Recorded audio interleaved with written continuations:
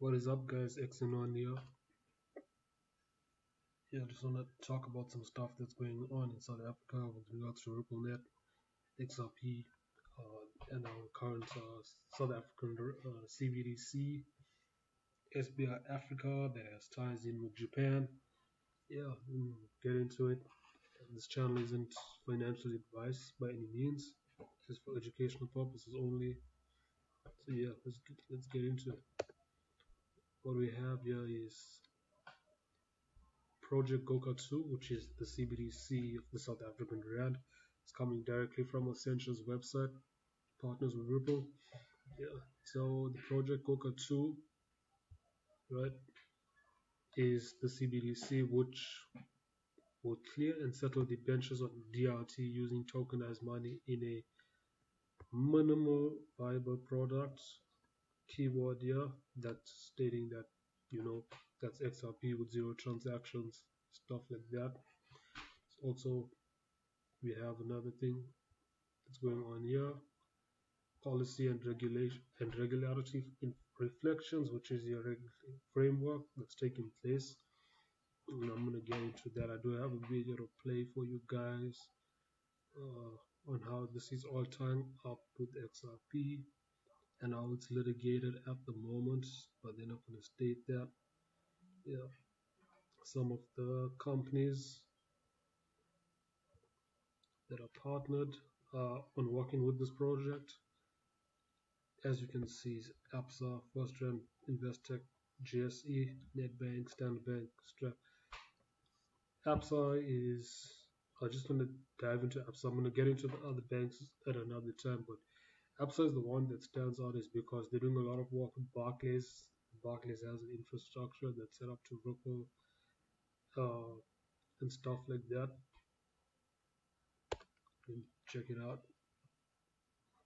This is from their document. I think this document was published back in 2018.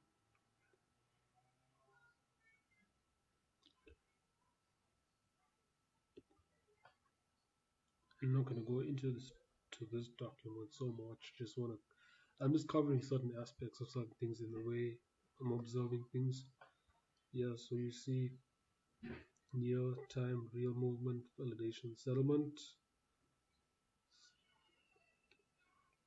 Ripple XRP, this Barclays Bank B, which is in ties to APSA and stuff like that. Yeah, just want to play this video real quick so you know what's going on. Brought to the Constitutional Court is against the President of South Africa, the South African Parliament, and the South African Reserve Bank. And for all, we are asking the court that to grant the people of South Africa a referendum to decide whether we should liquidate the South African Reserve Bank in order to finance all of the financial losses suffered by the people of South Africa because of the failures of the South African Reserve Bank. We are asking the court to grant the people a referendum so that the people can decide on a metal-based currency and the abolition of interest to ensure that in future our financial system cannot be manipulated by anyone. Yeah, give this guy a follow, alpha_IZ on TikTok if you have TikTok. Yeah, so here they're talking about metal-based currencies. As you know, with XRP, there's something called the IOUs. That's the oil and stuff like that. And I think Russia is currently using that despite the war and stuff that's going on there. Yeah, so that litigation is there. But another thing that is said in that video is they are liquidating the South African Reserve Bank. And yeah, this is the reason why we do liquidate a bank as well, as they involved in some crazy stuff with our utility company, which the flip the switch narrative comes into play here. And I'm just going to get into this document. As you can see, Eskom, which is our utility company, used like an ATM. So the bank and and the utility company are working together. So kind of see this flipping of the switch narrative is going to play out, and I'll show you how it's going to play out with the World Economic Forum. And then before I just get into this, I'm not going to even go fully into this article. I just want to capture the main points.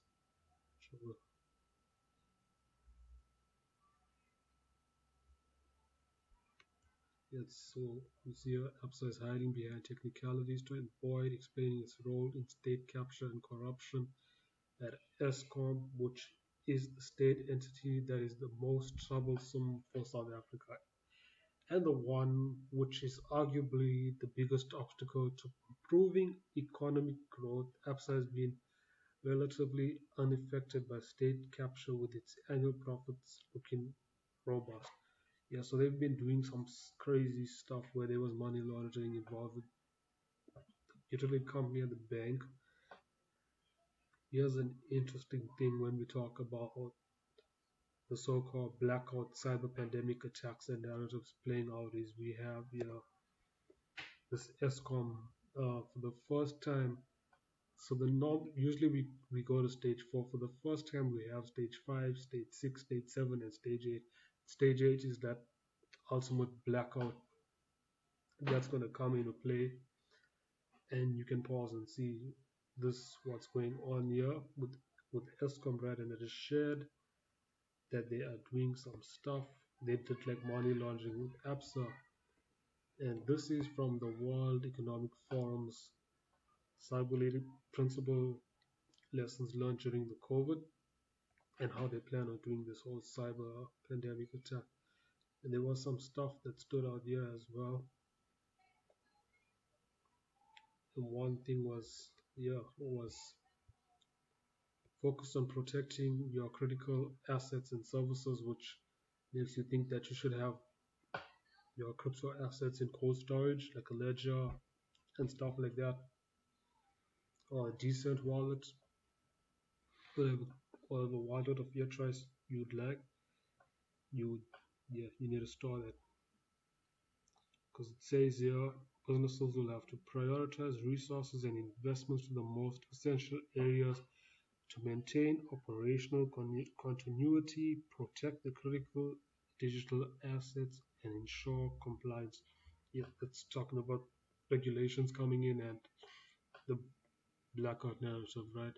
Like I just shared with you guys how the utility company, along with APSA, was working with RippleNet and what's going on, right?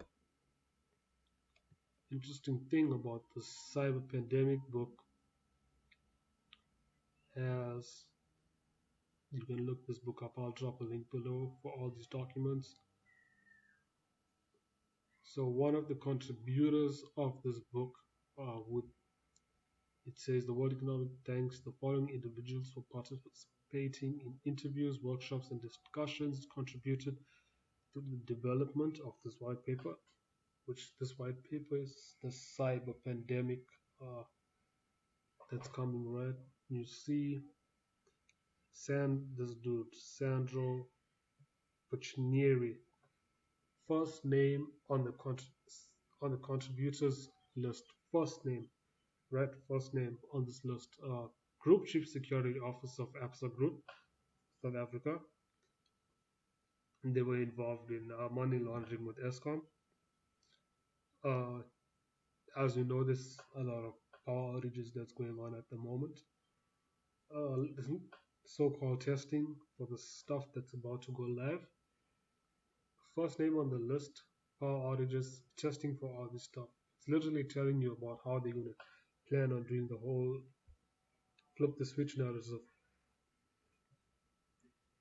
with the blackout. So yeah, that's, and then did I cover that? What I found interesting also about the CBD stuff is this is from the Reserve Bank website. Excuse me. What is the difference between a CBDC and a crypto asset? What I found very interesting is we're gonna dive into this and I'm gonna break it up quickly. Crypto assets are privately issued by a non-bank central bank and have decentralized and intermediate value proposition. Crypto assets offer a direct peer-to-peer transactional capability that does not require a financial intermediary such as a bank. Crypto assets are not a liability on any institution's balance sheet. And unlike a CBD, they are not backed by any government or centralized authority because they are not on anyone's balance sheet, such as an obligation to the holder. The holder has no claim on the issuer as there is no central issuer. The user is potentially exposed to risk. Crypto assets such as Bitcoin are